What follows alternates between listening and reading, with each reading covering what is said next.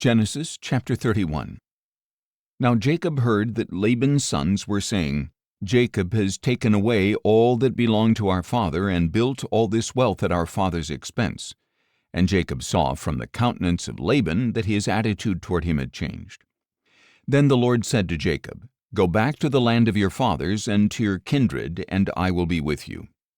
So Jacob sent word and called Rachel and Leah to the field where his flocks were, and he told them, I can see from your father's countenance that his attitude toward me has changed, but the God of my father has been with me.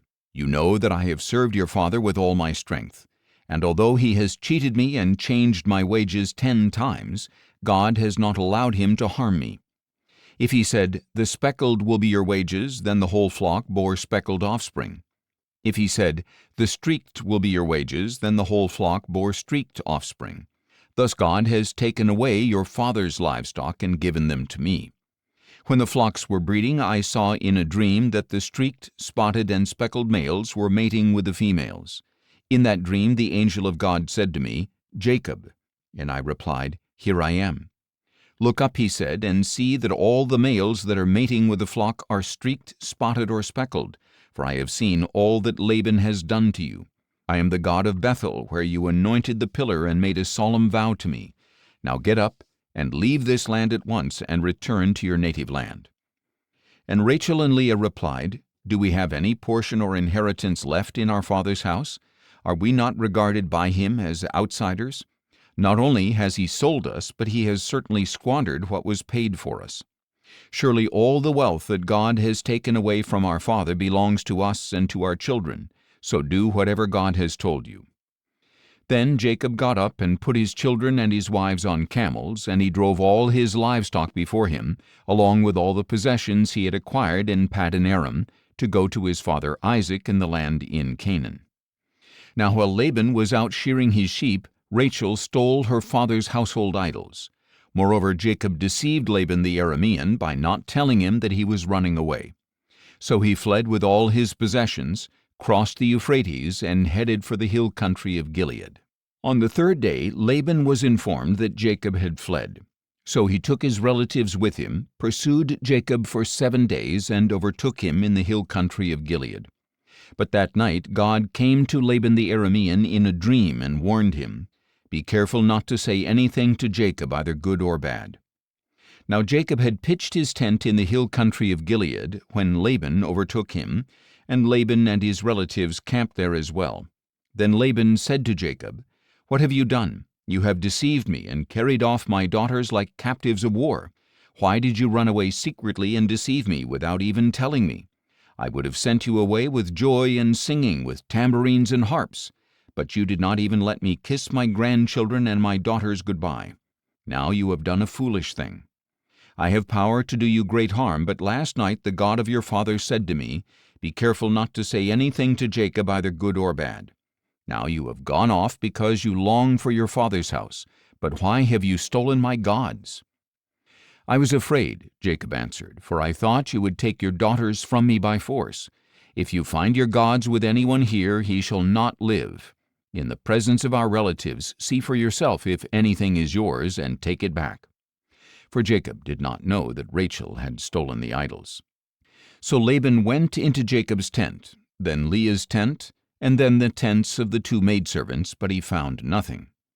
Then he left Leah's tent and entered Rachel's tent. Now Rachel had taken Laban's household idols, put them in the saddlebag of her camel, and was sitting on them.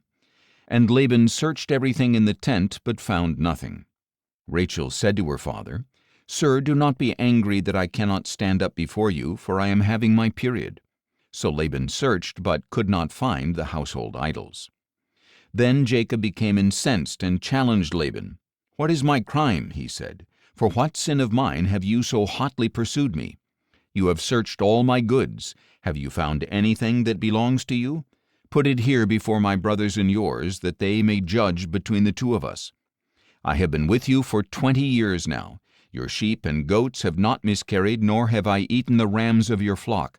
I did not bring you anything torn by wild beasts. I bore the loss myself.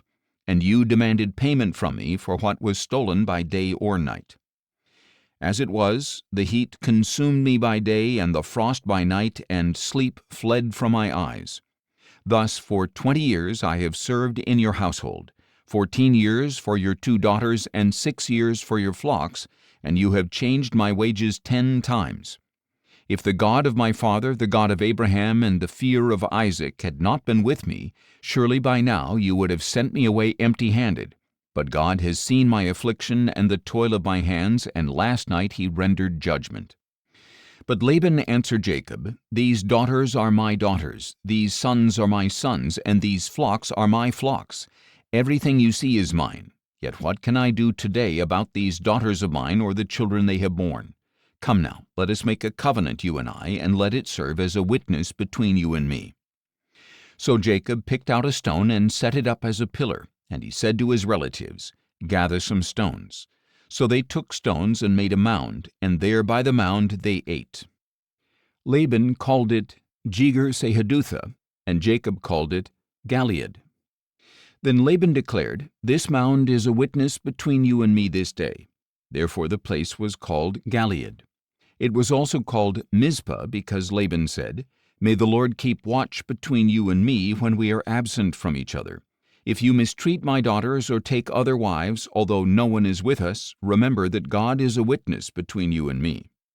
Laban also said to Jacob, "Here is the mound, and here is the pillar I have set up between you and me. This mound is a witness, and this pillar is a witness, that I will not go past this mound to harm you, and you will not go past this mound and pillar to harm me.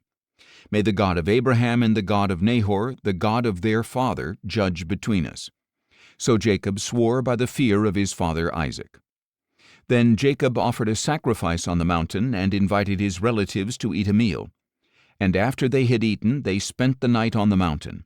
Early the next morning Laban got up and kissed his grandchildren and daughters and blessed them.